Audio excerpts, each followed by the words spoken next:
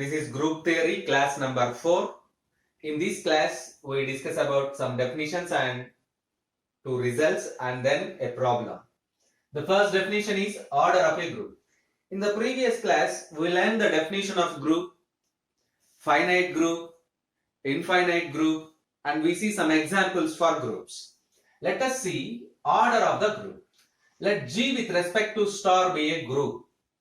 The order of the group is denoted by mod G or O of G and defined as the number of distinct elements in capital G. Observe that. The number of distinct elements in capital G. Let G with respect to star be a group. The order of the group G is denoted by mod G or O of G and defined as the number of distinct elements in capital G. Distinct means, the word distinct means different. Means the elements are not equals to one another. That is, order of G is equals to the number of distinct elements in G. Order of G may be finite or infinite. Whether it is finite or infinite. If G has n distinct elements, then it is denoted by mod G is equals to n. Mod G is equals to n. The word distinct is important. Non-repeated elements. It means distinct element means not repeated elements. Yes, non-repeated elements. Let us see the next definition, cancellation loss. Let capital S be a non-empty set. Circle be a binary operation in S. For A, B, C belongs to S, A circle B is equals to A circle C implies B is equals to C. A circle B is equals to A circle C implies B is equals to C. This is known as the left cancellation law. And the second one, B circle A is equals to C circle A, which implies B is equals to C. This is known as right cancellation law. Right cancellation law. These two conditions are known as cancellation laws in capital S. Cancellation laws in capital S. Let us see the cancellation laws with respect to addition as well as with respect to multiplication.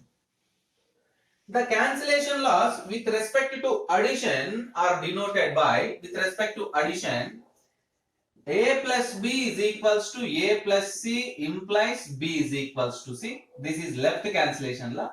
Write the right cancellation law. B plus A is equals to C plus A implies B is equals to C. This is known as a right cancellation law under addition. Cancellation laws under addition. A plus B is equals to A plus C. A get cancelled. So B is equals to C, which is known as left cancellation law. B plus A is equals to C plus A implies B is equals to C. A get cancelled on both sides, which is known as right cancellation law. Right cancellation law. Let us see the same in multiplication. A into B is equals to A dot B or A into B is equals to A into C implies B is equals to C. Left cancellation law. B into A is equals to C. C into A implies B is equals to C. Right cancellation law.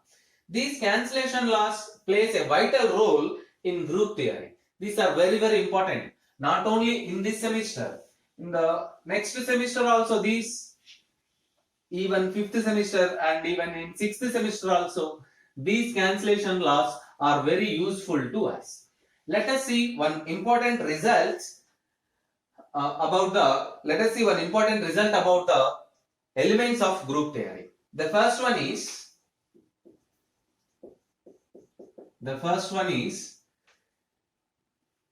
in a group capital G, the identity element is unique. In a group capital G, the identity element is unique. In the previous class, we learned the definition of group. We learned the definition of identity element also. So, what is identity element? A star B, A star E is equals to E star A is equals to A for all A belongs to capital G. Then we say that the element E is known as E is identity element. A star E is equals to E star A is equals to A for all A belongs to G. Then we say that the element E is identity element in the set capital G with respect to the operation star. Under addition, identity element is 0. Under multiplication, identity element is 1. Remember these facts. The identity element under addition is 0. The identity element under multiplication is 1. So, right, let us prove this statement. Let G comma dot be a group. Let G comma dot be a group.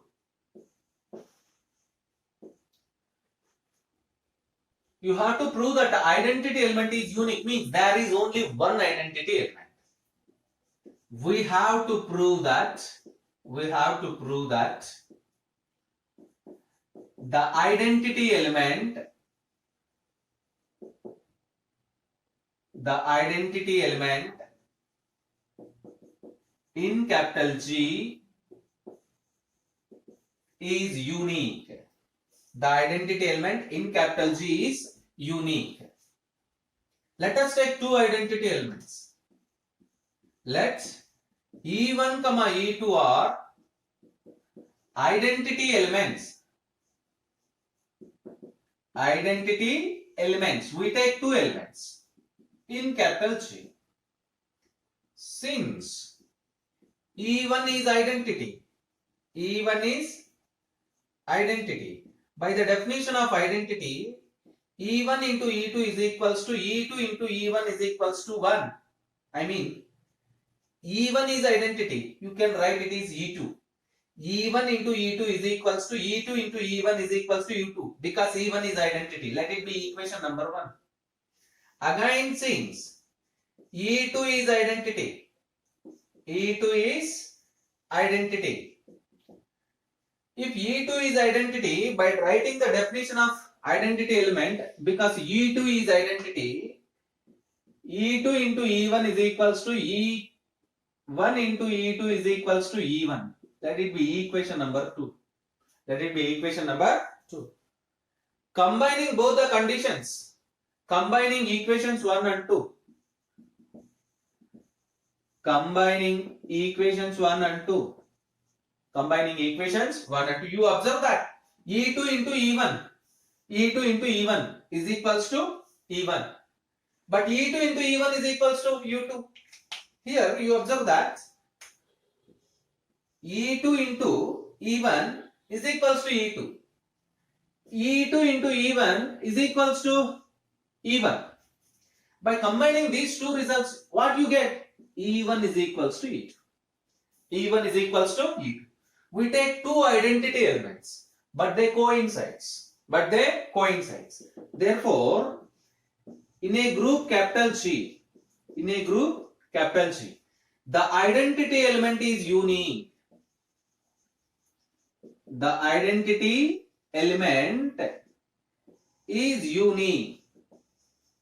One of the very important property of group. In a group capital G, the identity element is unique. Observe the procedure and make a note. Take a screenshot, then it is very easy to write the notes. Let us prove another result. In a group capital G, the inverse of any element is unique. Let us prove another statement. Here the next statement is, in a group capital G, the inverse of any element is unique.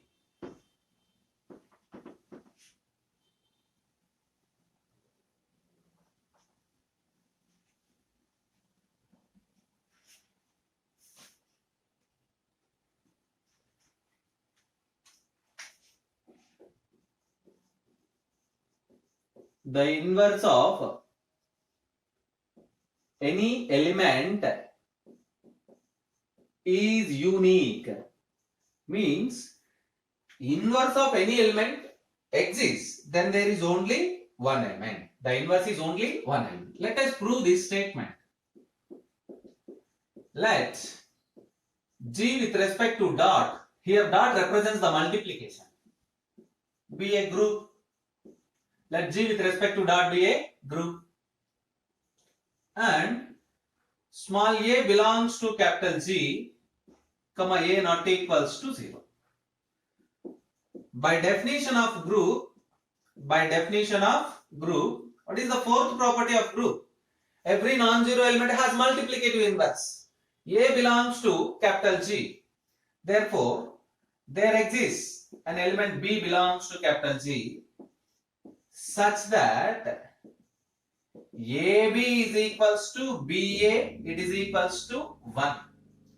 Why you write 1? 1 is the identity element in the group G with respect to multiplication. So which is known as inverse axiom.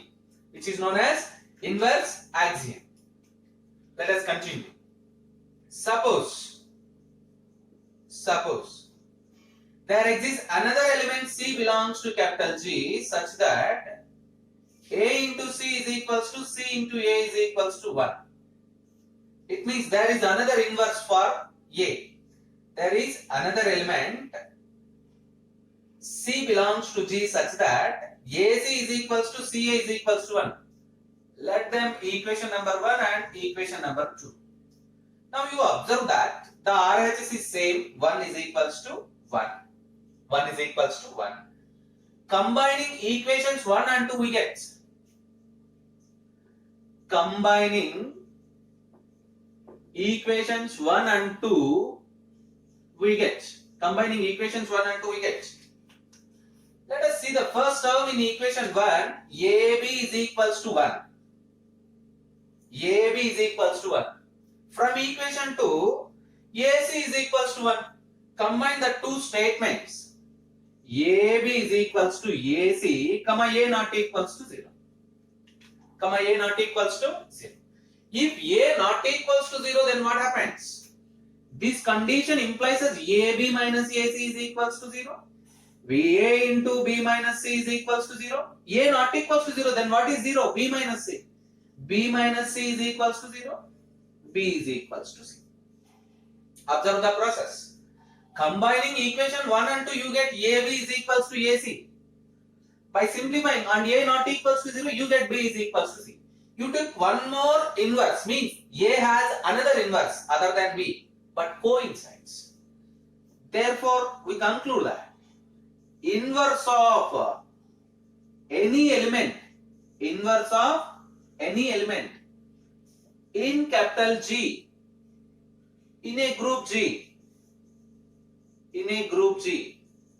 is unique. This is also one of the important property of group. Identity element is unique. Inverse of any element is unique in a group capital G. Make a note, and if you want to take a screenshot, then it is right problem. If G is the set of even integers, then prove that G is an abelian group with usual addition as operation. Given that G is the set of even integers, what it means? G is equals to 2z. G is equals to 0 plus or minus 2 plus or minus 4 and so on. Usual addition is operation. General addition.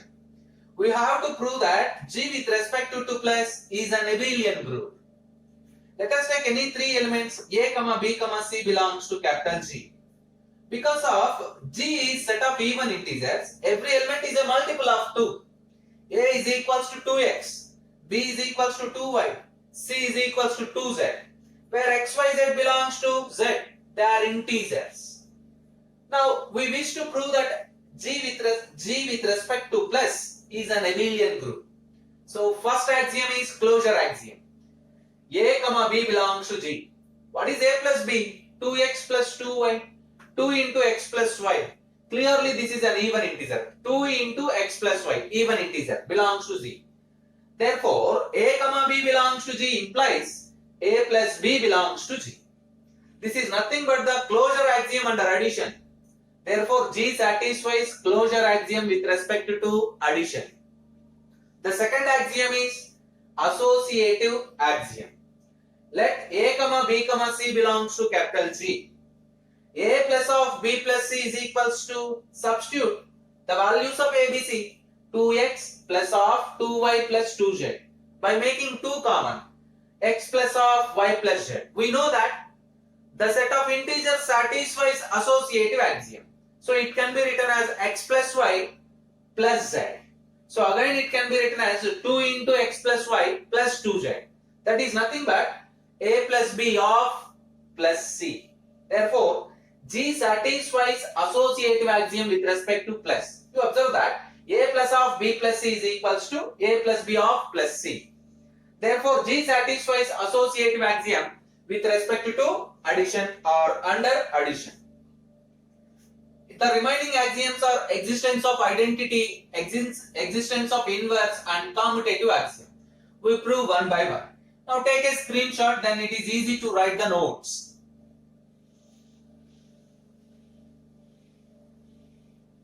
What is third axiom? Existence of identity. Existence of identity. Yes, let us take an element A belongs to G.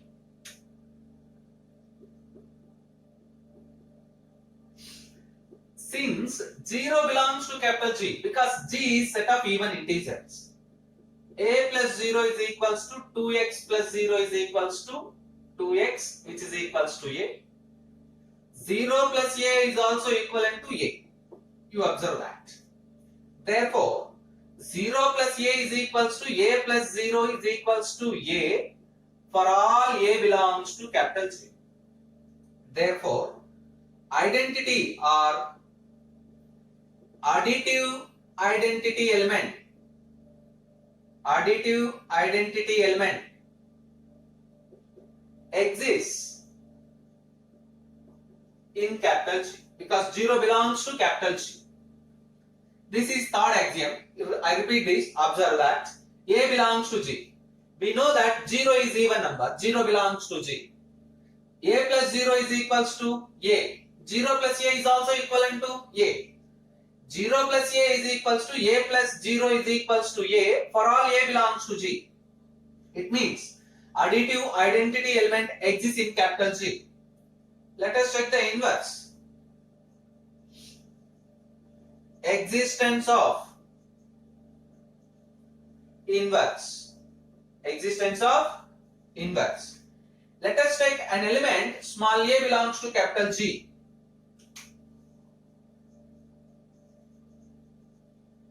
Where small a is equals to 2x and x belongs to z.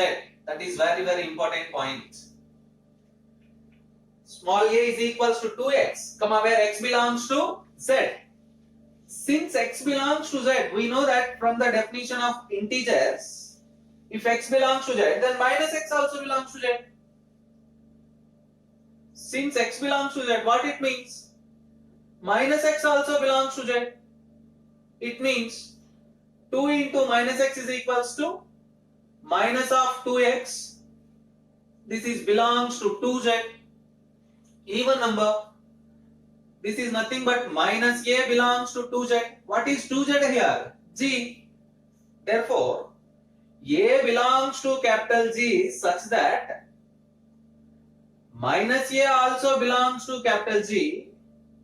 A belongs to capital G implies there exists minus a belongs to capital G such that a plus of minus a is equals to minus a plus a is equals to 0. You verify that. A plus of minus a trivially 0. Minus a plus a, it is clearly 0.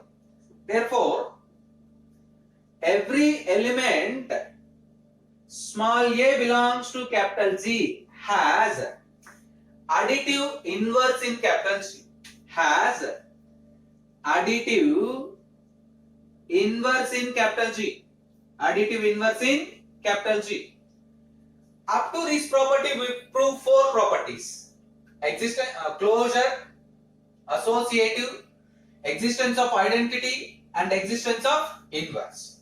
Therefore we conclude that G with respect to 2 plus is a group. G with respect to 2 plus is a group. But the question is, you have to prove that it is abelian. You have to prove that it is abelian. What is abelian property? So you have to prove one more property which is known as abelian property or commutative property. As for your convenience, make a screenshot. And last axiom, which is known as commutative axiom or abelian axiom. Fifth one, commutative axiom. Let us take A comma B belongs to G. Let us take A comma B belongs to G, where A is equals to 2x, B is equals to 2y, comma x comma y belongs to Z. A plus B is equals to 2x plus 2y, 2 into x plus y. Because x comma y belongs to Z, it can be written as 2 into y plus x. 2y plus 2x, b plus a. Therefore, a plus b is equals to b plus a for all a comma b belongs to G. Therefore, G satisfies commutative axiom. G satisfies commutative axiom with respect to addition. You observe that already we proved that G with respect to 2 plus is a group. G with respect to plus is a group. We prove that G satisfies commutative axiom. Therefore, we conclude that G with respect to plus is an abelian group. Is an abelian group. Commutative axiom is nothing but abelian axiom. Is nothing but abelian axiom. So therefore, either commutative group or abelian group are same terms. Commutative group. You observe that. What is G here? Set of even integers. Therefore, the set of even integers forms an abelian group under usual addition. Under usual addition.